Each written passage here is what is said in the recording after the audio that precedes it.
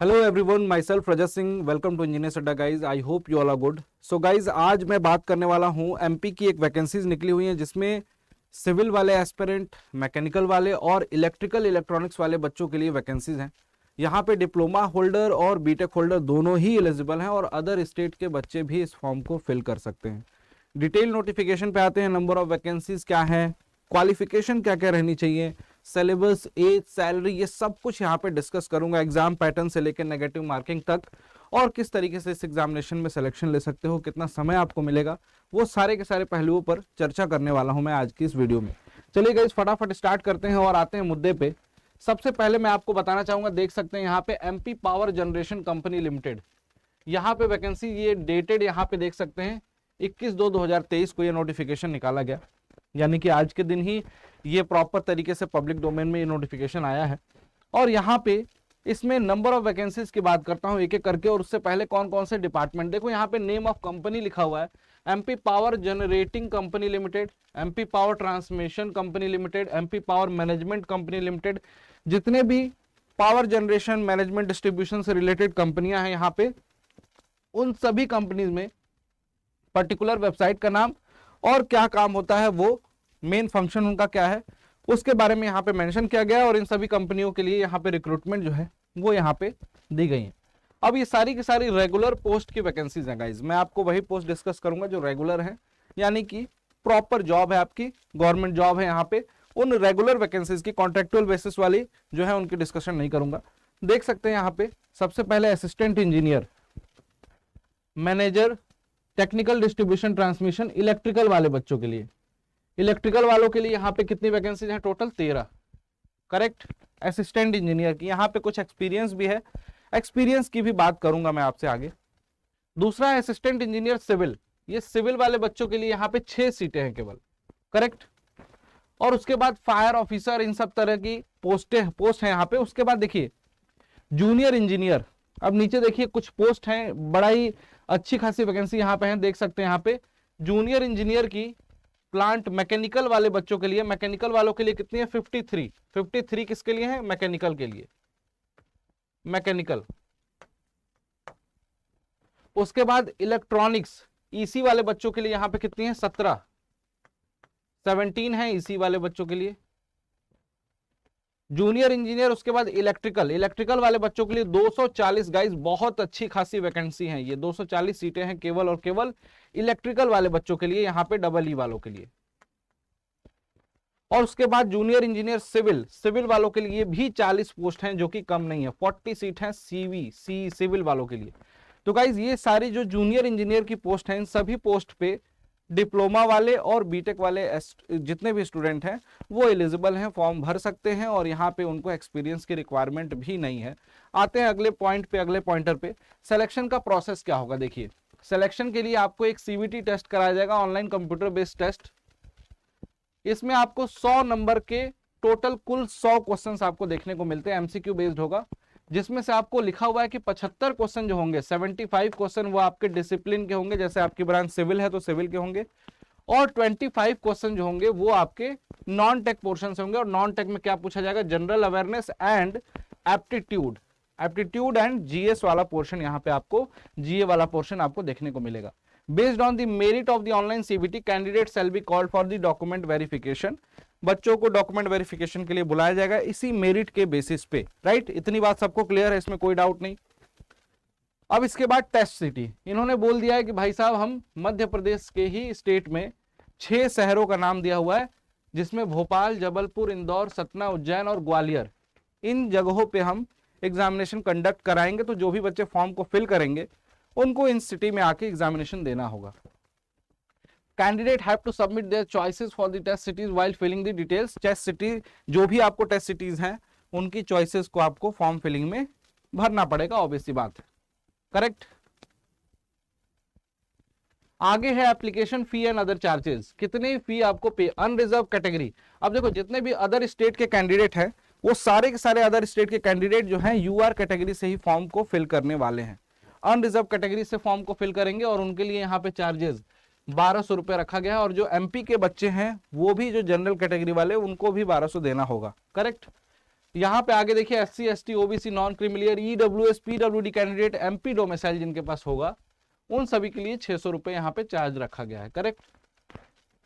Next अगले part पे चलते हैं। इंपॉर्टेंट डेट्स बहुत ही इंपॉर्टेंट है। 24/2/2023 गाइज ये बहुत इंपॉर्टेंट डेट है। आज से 2 दिनों बाद यहाँ पे फॉर्म फिलिंग स्टार्ट हो रही है। कब तक हो रही है? 16 मार्च तक। 16 मार्च तक यहाँ पे फॉर्म फिलिंग कंटिन्यू रहेगी। हर एक चीज बारीकी से बता रहा हूं ताकि आप लोग अच्छे से समझ जाएं, आपको कोई कंफ्यूजन ना हो, क्योंकि बच्चे देखो जो चीज बता दी जाती है उसी को बार बार पूछते रहते हैं, वही कंफ्यूजन उनके बार बार क्रिएट होते हैं। कंफ्यूजन ना, इसलिए क्लियरली बता रहा हूं आपको। एप्लीकेशन फॉर्म के लिए ऑफिशियल वेबसाइट यहाँ पे mpPGCL.mp.gov.in यहाँ पे दिया हुआ है। यहाँ से ऑनलाइन मोड के थ्रू आप जाके फॉर्म भर सकते हो। अब क्वालिफिकेशन में देखिए क्लियरली लिखा हुआ है, मेंशन है असिस्टेंट इंजीनियर जो पोस्ट कोड 1 था। Candidate should have regular BE BTech और AMIE degree in electrical electronics यहाँ पे दिया हुआ है। मिनिमम परसेंटेज मार्क्स यहाँ पे लिखा हुआ है 65% marks for the equivalent CGPA। और यहाँ पे OBC कैटेगरी के लिए यहाँ पे और अनरिजर्व के लिए 65 और SC ST के लिए PWD EWS के लिए 55%।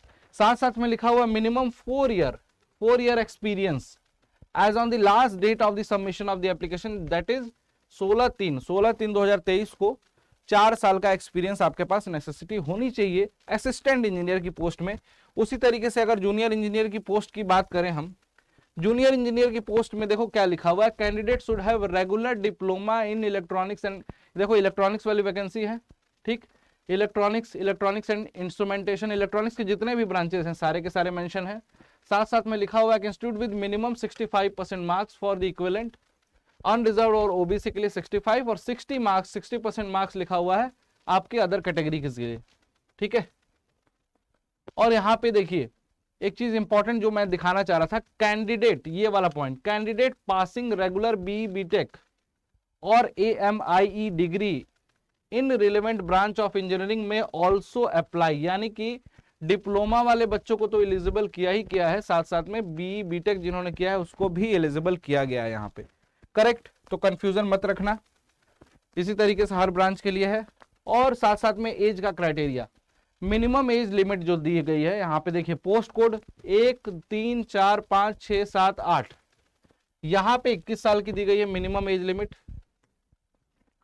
और maximum minimum age limit post code 9 10 11 12 के लिए दिया गया है 18 वर्ष। इसमें भी कोई दिक्कत नहीं होगी किसी को।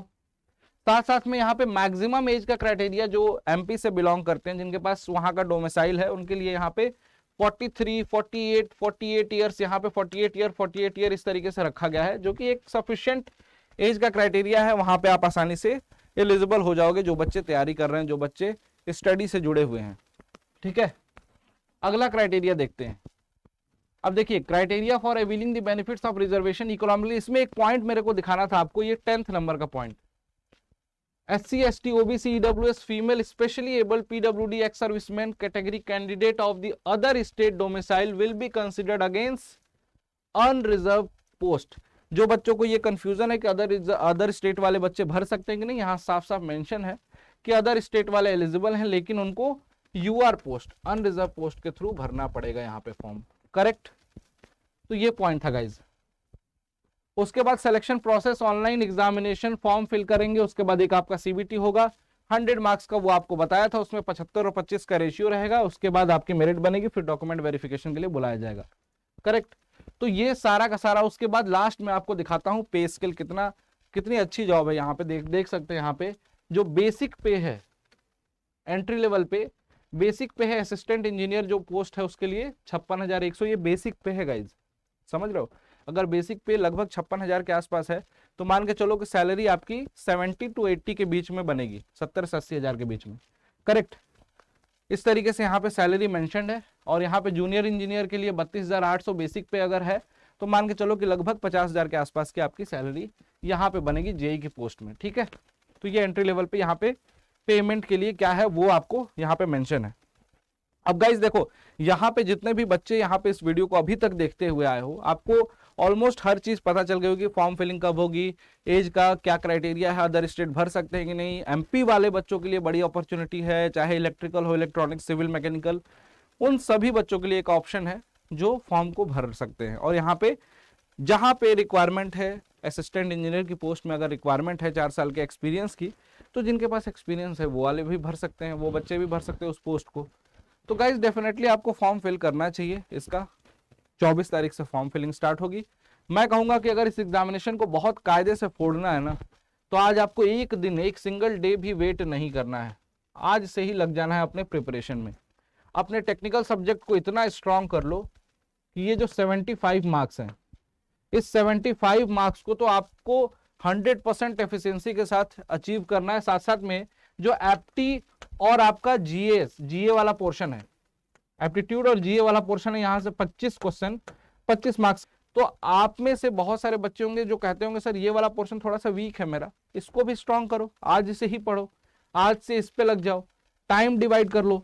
अगर आपको 75-25 का रेशियो दिखाई दे रहा है और आप अपने वीक सब्जेक्ट को ढूंढ लो, उसके हिसाब से टाइम डिवाइड करके पढ़ना स्टार्ट कर दीजिए, तो यहाँ पे आपको दिक्कत डेफिनेटली नहीं आएगी। इंजीनियर्स अड्डा आपके साथ है, इसके लिए डेडिकेटेड क्लासेस भी चल रही हैं, यूट्यूब पे भी प्लान की जा रही है कि यूट्यूब पे भी आपको क्लासेस प्रोवाइड कराई जाए। और जो बच्चे अपने सब्जेक्ट को अभी से रिकॉर्डेड वीडियोस देख के कंप्लीट करना चाहते हैं, पहले से ही कंप्लीट करके रखना चाहते हैं और चाहते हैं कि कुछ सब्जेक्ट मेरे वीक हैं सर, उसको मैं रिवाइज कर लूँ, तो उसके सारे ऑप्शंस आपके पास अवेलेबल हैं। जिन बच्चों को भी अगर ज्वाइन करने हैं बैचेज, वो बैचेज यहाँ पे दिख रहे हैं। अगर आपकी ब्रांच सिविल है, सिविल इंजीनियरिंग के लिए ये महापैक अवेलेबल है, उसी तरीके से इलेक्ट्रिकल और इलेक्ट्रॉनिक्स वालों के लिए, और सेम फॉर मैकेनिकल। इन सभी महापैक को लोएस्ट प्राइस में आप ज्वाइन कर सकते हो अड्डा 24/7 के एप्लीकेशन से। इसमें क्या क्या मिल जाएगा आपको बता देता हूं। हर टेक्निकल सब्जेक्ट की क्लासेस, नॉन टेक सब्जेक्ट की क्लासेस, करेक्ट, टेस्ट सीरीज हर एग्जाम के, अभी एमपी वाली टेस्ट सीरीज भी आपको इसमें ऐड हो जाएगी, टेस्ट सीरीज आपको मिल जाएगी। उसके साथ साथ कुछ बुक्स मिल जाती हैं, ई बुक्स, जिसको आप लोग एप्लीकेशन में या लैपटॉप पे कहीं भी देख सकते हो।